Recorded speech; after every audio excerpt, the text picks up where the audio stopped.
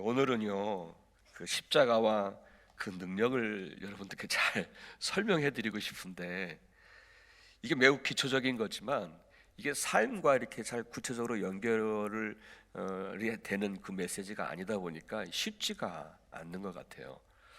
그래서 여러분, 그 십자가에 대한 그런 복음을 여러분과 나눌 때 바라기는 우리 성령님께서 여러분의 마음에서 감동하셔서, 저는 어리석은 말을 해도 이 안에 성령님께서는 잘 깨닫게 하셨으면 좋겠습니다. 아멘. 그래서 성령님께 도움을 구합니다.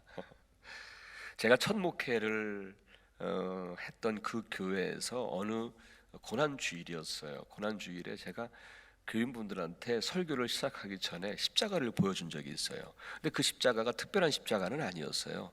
제가 그 전날 토요일 날, 그 비가 내리던 전날 토요일이었는데, 그 길을 가다가 그 십자가 하나를 발견했어요. 떨어진, 땅바닥에 떨어진.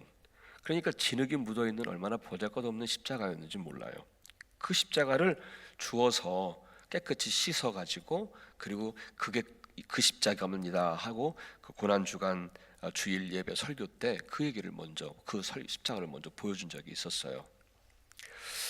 길가에 내버려진 십자가, 진흙이 잔뜩 묻어서 보잘것없이 보여지는 십자가, 그것을 제가 주워 들었었을 때에 그때의 느낌이, 야, 정말 요즘은 십자가가 정말 이처럼 길가에 내버려지는구나, 정말 진흙탕 속에 던져지는구나, 이런 생각을 하게 된 거예요. 이런 생각 때문에 참 안타깝다 하는 생각이 들어서 그때 교인들에게 그 십자가를 보여준 적이 있었습니다.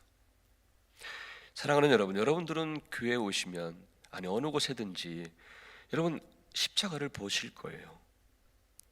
근데 그 십자가를 항상 보시는데 그 십자가가 여러분에게 어떤 의미가 있나요?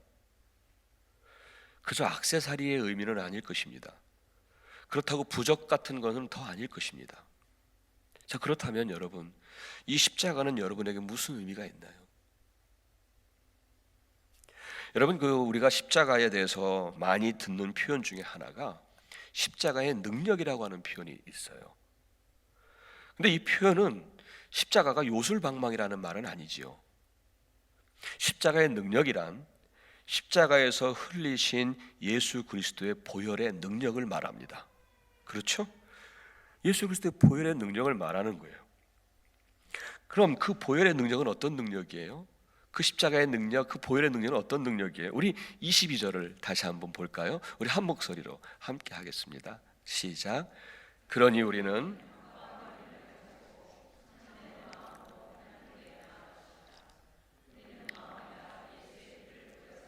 죄책감에서 벗어나고 맑은 물로 몸을 깨끗이 씻었습니다. 마음에다 예수의 피가 뿌려지는 거예요. 그래서 죄책감에서 벗어나고 이 맑은 물로 몸을 깨끗이 씻어내요.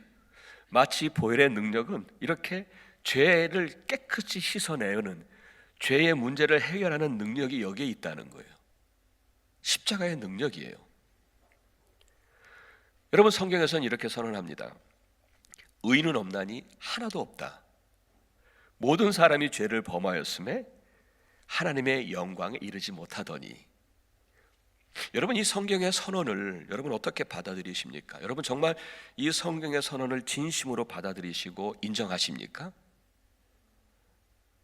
아멘. 자, 그렇다면 이 죄의 문제를 어떻게 해결할까요? 어쩌다가 교통 위반을 하면 벌금 내면 돼요. 하지만 속속들이 죄성으로 물들어 있는 이 부패한 우리들의 마음과 생각들, 여러분 양심대로 산다 하지요. 여러분, 그 양심조차 성경은 화인 맞은 양심이라고 말합니다. 화인 맞았다는 것은 무뎌지는 거예요. 여러분, 대고 난 다음에는 다 무뎌지잖아요. 감각이 없어지잖아요. 화인 맞은 양심이라고 하는 것은 세상에 하나님 보시기에 죄인데도 자기가 죄라고 생각하지 않으니까 내가 내 양심대로 산다고 하면은 이미 죄도 제대로 알지 못하면서 자기는 깨끗하다 생각하는 사람들이에요. 얼마나 우스운 얘기예요. 화인 맞은 양심을 가지고 있어요. 우리는 이미. 그리고 이기적인 양심을 가지고 있어요. 자기 양심대로 산다고 하는 거 가만히 뒤를 보면 참 이기적인 거 많아요. 이기적인 양심을 가지고 살아요. 그게 우리들의 모습인데, 여러분 21세기에 우리 한국 교회에서 우리 21세기에 성자다 하시는 분이 한 분이 계시죠. 한경직 목사님이시잖아요. 근데 한경직 목사님이 자기 스스로가 이런 고백을 하잖아요. 나는 죄투성이입니다. 나는 죄투성이입니다. 이런 죄성을 어떻게 해결할 수 있을까요? 그냥 교통 티켓 하나 떼서 벌금 내면 좋을 텐데 이거 어떻게 해결합니까? 누가 해결할 수 있을까요? 해결할 수가 없어요. 죄의 삭은 사망인데. 이거는요, 정말 이 죄의 문제는 하나님밖에 해결할 길이 없는 거예요. 그래서 우리가 어떻게 할 수가 없으니까 하나님이 먼저 나서 주셔야 되는 거예요. 하나님이 하셔야 되는 거예요. 그렇지 않으면 우리가 할 수 있는 어떤 방법도 없으니까. 그래서 하나님께서 먼저 나서 주셨어요. 우리 스스로는 해결할 수 없으니까 사망의 길로 달려가고 있는 우리 인생들이 불쌍하게 여기셔서 하나님께서 먼저 나서셔서 해결해 주시겠다고 예수 그리스도를 이 땅에 보내주셔서 십자가에서 그 일을 완성하신 거예요. 여러분, 죄의 문제를 온전하게 해결하려면 두 가지의 조건이 충족되어야 되잖아요. 하나는 공의와 하나는 사랑입니다. 죄의 문제 앞에서는 공의가 충족되어져야 돼요. 그렇죠? 죄니까 공의가 충족되어져야 돼요. 그러나 죄에 대한 용서에는 사랑이 충족되어져야 돼요. 그래야 죄의 문제가 온전히 해결될 수 있다고요. 그런데 하나님은 바로 예수 그리스도의 십자가에서 그 두 가지 조건을 충족하신 거예요. 그 사순절에 가끔 인용하는 예화예요. 아마 여기 계신 분들 가운데도 들으신 분이 계실지도 모르겠어요. 근데 이게 실화는 아니에요. 그런데 충분히 있을 법한 얘기예요. 아주 옛날 얘기예요. 아주 옛날 어느 나라에 아주 어질고 공의로우신 왕이 계셨답니다. 그 왕은 또한 백성들 사이에 소문이 나기를 참 정말 소문난 효자였대요. 어느 날 그 왕은 백성들이 잘못하는 부분들을 좀 바로잡기 위해서 엄격한 법을 하나 만듭니다. 그리고 그 법을 위반하는 자에게는 그 무서운 채찍형을 내리겠다고 공포합니다. 그런데 그 법을 가장 먼저 위반한 사람이 바로 자기 어머니인 거예요. 왕은 얼마나 고심이 되겠습니까? 그러니까 고심하고 또 고심하고 이거 어떻게 해야 하나? 백성들 사이에서도 의견이 갈려 있는 거예요. 한쪽에서는 법을 위반했어도 우리 왕은 효자시니까 아마 그냥 용서하실 거야. 그냥 덮고 용서하실 거야. 그러는 사람들이 있고, 또 다른 한쪽에서는 아무리 왕이 효자라 해도 법 앞에서는 공의로워야지. 왕은 법대로 행할 거야. 이렇게 둘이 갈라졌다는 거예요. 왕은 고민을 거듭하고 그 후에 법을 위반한 자신의 어머니를 체포하라고 명령을 내립니다. 그리고는 며칠 후에 채찍형을 받는 날이 됐습니다. 왕은 재판장의 자리에 앉아 있고 어머니는 저기에 기둥에 묶인 채 그 무서운 채찍을 기다리고 있었습니다. 그 어머니 앞엔 병사 하나가 채찍을 들고 이제 왕의 명령을 기다리고 있는 거예요. 잠시 후에 왕은 재판장 자리에서 벌떡 일어납니다. 그리고는 기둥에 묶인 죄인인 자기 어머니에게로 내려갑니다. 그리고는 자신의 왕복을 벗습니다. 그리고 사랑하는 어머니를 감싸 안습니다. 그때 왕은 큰 소리로 외치죠. 명령합니다. 치라. 그 병사의 채찍은 왕의 몸을 때렸고 그 왕은 피를 흘리며 쓰러지고 말지요. 사랑하는 어머니를 대신해서 맞은 거고 사랑하는 어머니를 대신해서 피 흘린 거죠. 그가 찔림은 우리의 허물을 인함이요 그가 상함은 우리의 죄악을 인함이라. 그가 징계를 받음으로 우리가 평화를 누리고 그가 채찍에 맞음으로 우리가 나음을 얻었도다. 이 방법만이 공의를 충족하고 동시에 사랑하는 어머니를 살릴 수 있는 유일한 길이었던 거예요. 이것이 바로 하나님의 방법이라는 거예요. 형벌 앞에 죽을 수밖에 없었던 우리에게 당신이 친히 내려오셨어요. 그리고 자신의 왕복을 벗었어요. 하나님과 동등됨을 취할 것으로 여기지 아니하시고 자신의 왕복을 벗었고, 그리고 우리를 감싸 안으셨습니다. 그리고 피 흘리시고 그리고 쓰러지셨던 곳, 바로 그것이 십자가였습니다. 그래요, 십자가는 하나님의 공의와 사랑을 충족할 수 있는 유일한 방법이었습니다. 그래서 이 십자가를 통해서만이 하나님은 우리에게 죄사함과 용서의 은혜를 주신 거죠. 사랑하는 여러분, 이 십자가는 그저 형상과 상징에 불과한 게 아니에요. 여러분, 한번 이 십자가를 믿음으로 한번 대해보세요. 믿음으로 한번 대해보세요. 그러면 이런 현상이 일어나요. 찬송가 143장에 이런 가사가 있죠. 그 십자가 대할 때에 그 일이 너무 고마워. 내 얼굴 감히 못 들고 눈물 흘리도다. 이런 일들이 일어나는 거예요. 내가 믿음으로 십자가를 대하니 이런 일들이 일어나는 거예요. 죄사함의 능력이 경험되어지고 그 용서의 은혜가 내게 들어오는 거예요. 그래서 감격하고 이렇게 찬송을 하는 거예요. 자, 그런데요, 사도 바울의 경우를 가만히 보니까 이 죄 문제가 그리 간단하지만은 않더라고요. 로마서 7장에 보면은요, 사도 바울은 이미 그런 십자가의 능력을 경험하며 그렇게 살아갔던 사람 아닙니까? 그런데 그럼에도 그는 여전히 이 안에 있는 죄성에 이끌려서 살아가는 자신의 모습을 아주 진솔하게 고백하고 있어요. 로마서 7장 15절에 이렇게 고백합니다. 나는 내가 하는 일을 도무지 알 수 없습니다. 내가 해야겠다고 생각하는 일은 하지 않고 도리어 해서는 안 되겠다고 생각하는 일을 하고 있으니 말입니다. 계속해서 17절에는 이런 말을 해요. 그렇다면 그와 같은 일을 하는 것은 내가 아니라 내 속에 자리 잡고 있는 죄입니다 라고 말합니다. 예, 저와 여러분 안에 있는 죄성이 나는 분명하게 나는 하나님의 말씀대로 살려고 하고 선한 일을 하려고 하는데 내 안에 있는 죄성이 나를 끌어서 악한 일을 하게 한다는 거예요. 해서는 안 된다고 생각하는 일을 자꾸 하게 하는 거예요. 그래서 사도 바울이 18절과 19절에서 이어서 이렇게 말합니다. 나는 선을 행하려는 의지는 있으나 그것을 실행하지 않으니 말입니다.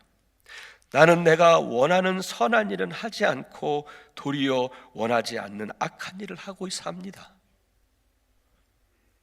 이러니 사도 바울의 마음이 어떻겠어요?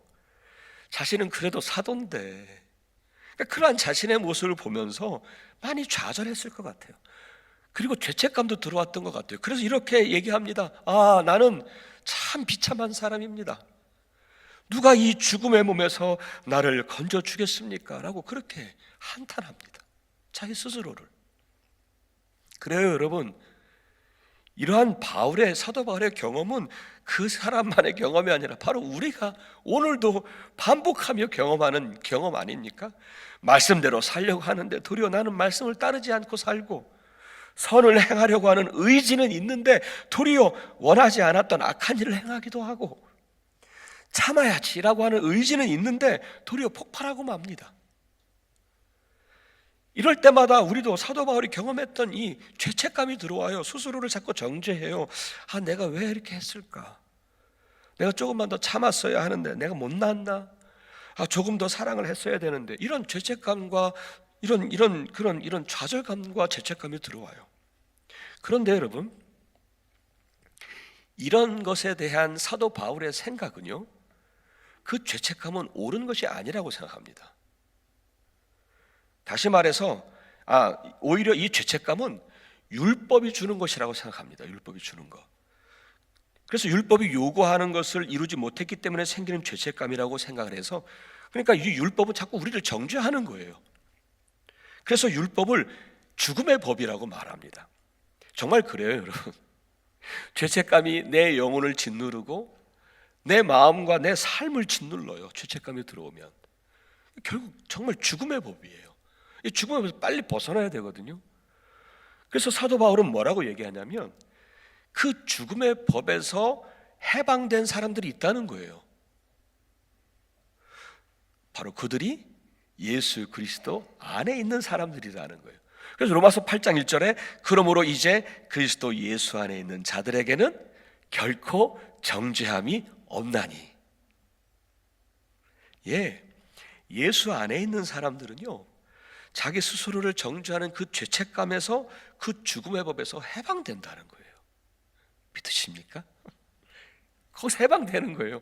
벗어나는 거예요. 이 말씀을 가지고 오늘 본문 22절을 다시 한번 볼까요? 22절을 다시 보면은 그래요. 마음에다 예수의 피가 뿌려져 죄책감에서 벗어나고 맑은 물로 몸을 깨끗이 씻었습니다. 예수 안에 있는 자들은요, 예수의 피가 그 마음에 뿌려진 자들이잖아요. 그래서 십자가의 죄사함의 능력을 경험하게 되고, 그래서 모든 죄책감에서 벗어나서 해방되어 살다는 얘기입니다. 여러분 한번 생각해 보세요. 좀 더 한번 구체적으로 한번 말씀을 드려보죠. 여러분 우리도 사도 바울처럼 이렇게 반복하면서 죄를 짓고 살잖아요. 그런데 어떤 이들은요, 율법 아래, 여전히 율법 아래 있어서 자기 자신을 스스로 정죄하고 죄책감 안에 있는 사람들이 있어요. 여러분, 이런 것은 자기의 의가 강하기 때문에 그래요. 그래서 정말 내가 왜 이랬을까? 스스로 정죄하고 죄책감을 가지고 있는 사람들이 있습니다. 근데 여러분, 우리가 어떤 큰 죄를 저지르지 않았어도요, 우리 스스로가 이런 것에 눌려 살아요. 죄라고 하는 것에 우리는 스스로 눌려 살아요. 이게 보이지 않는 죄책감이 우리의 영혼을 짓누르고 살고 있다고요. 하지만 여러분, 주님은 이것을 원하는 것이 아닙니다. 여러분, 남을 정죄하는 것도 안 되지만 나 스스로를 정죄하는 것도 주님의 뜻이 아닙니다. 정죄는 나의 일이 아니라 하나님의 일이기 때문입니다. 누가 누구를 정죄합니까? 똑같은 죄인인데. 정죄는 하나님만이 하실 수 있는 거거든요. 오히려 예수의 피가 뿌려진 사람들은, 십자가의 죄사함의 능력을 믿는 사람들은 십자가 앞에 나와서 회개하고, 여러분 정말 하나님 앞에 가장 정직하게, 가장 진실하게 하나님 앞에 나오면, 십자가 앞에 나를 내려놓으면 그 다음에 달라지는 거예요. 내 의가 강해서 나 스스로를 정죄한다고 해서 그게 해결되어집니까? 내가 죄책감을 갖는다고 해서 내가 가지고 있었던 그 죄가 해결됩니까? 아니잖아요. 오히려 정말 하나님 앞에 더 정직하게, 더 진실하게, 더 겸손하게 십자가 앞에 나와 그분의 십자가의 능력을 믿고 그 앞에 나아가 회개하면 달라요. 어떻게 다른지 아십니까? 나 같은 죄인 살리신 주 은혜 놀라워. 죄사함의 은혜를 경험하고 그 은혜에 충만해서 찬송이 나오고 감격이 나오는 거예요. 더 이상 스스로를 정죄하지 않아요. 여러분, 스스로를 정죄하고 죄책감 갖는 것은 참으로 우리 스스로의, 내 자신의 의가 강해서 그래요. 아니에요. 하나님 앞에 내 의가 얼만큼 되겠습니까? 그저 하나님 앞에, 그저 십자가 앞에 나오기만 하면, 그 십자가의 능력 안에 죄사함의 은혜가 있으면 너무너무 달라요. 여러분, 막달라 마리아 아시죠? 한번 생각해 보세요. 그 여인은 평생 그 여인은 그늘진 곳에서 죄인처럼 살아왔었습니다. 율법은 그녀를 죄인 중에 죄인으로 정죄했기 때문이에요. 하지만 여러분, 예수님 만났어요. 예수님 만나고 어떻게 변했나요? 예수님 만나고 나서 그 죄사함의 은혜를 입고 나서는 그가 완전히 달라졌잖아요. 그 은혜에 너무 감격해서 정말 눈물로 자신의 전부를 드리지 않았습니까? 너무 달라요. 너무 달라져요. 너무너무 달라져요. 여러분의 삶은 어떠십니까? 우리도 죄를 짓고 살죠. 당연히 우리는 여기서 벗어날 수 없어요. 우리가 이곳에 머무는 한 우리는 여기서 벗어날 수가 없죠. 하지만 우리에게는 여러분 십자가의 능력이 있어요. 이게 은혜입니다. 은혜. 저는 축복이라고 생각합니다. 십자가의 능력이 있어요. 이 능력을 믿고 십자가 앞에 나오십시오. 그러면은 스스로를 정죄하거나 죄책감에 짓눌려 사지도 않아도 돼요. 오히려 죄사함의 은혜를 경험하게 되고 그 은혜에 감격하며 구원의 기쁨을 누리며 살 수 있게 됩니다. 막달라 마리아처럼 말이죠. 이제 말씀을 정리합니다. 우리에게 이 십자가는 그저 액세서리가 아니에요. 십자가를 한번 믿음으로 대해보세요. 예수 그리스도의 보혈이 흘러 죄사함의 능력을 경험하게 될 것입니다. 십자가의 능력을 경험하게 될 것이에요. 우리는 더 이상 죄책감에 눌려 살지 않아요. 때때로 죄책감이 나를 누를 때마다 십자가의 능력을 믿고 그 앞에 나아오시면 그분의 보혈이 우리들의 마음에 뿌려져서 죄책감에서 벗어나게 하시고, 아멘, 죄책감에서 벗어나게 하시고 죄사함의 은혜를 입고 나 같은 죄인 살리신 주 은혜 놀라워, 이 찬송이 나오는 거지요. 여러분, 이번 사순절 기간 동안에 우리 안에 내 속에 있는 죄성들 하나하나를 기억하고 깨닫는 시간이 되어졌으면 좋겠습니다. 그래서 내 죄가 보일 때마다 회개하십시오. 내 영혼 깊은 곳에서부터 회개하십시오. 주님, 나를 용서하소서. 주님, 나를 용서하소서. 그러면 막달라 마리아가 그렇게 달라졌던 것처럼 우리에게도 그 구원의 기쁨과 죄사함의 은혜를 경험하며 살게 될 줄 믿습니다. 그 은혜가 저와 여러분 안에 늘 함께 하기를 주의 이름으로 축복합니다. 아멘. 기도하겠습니다.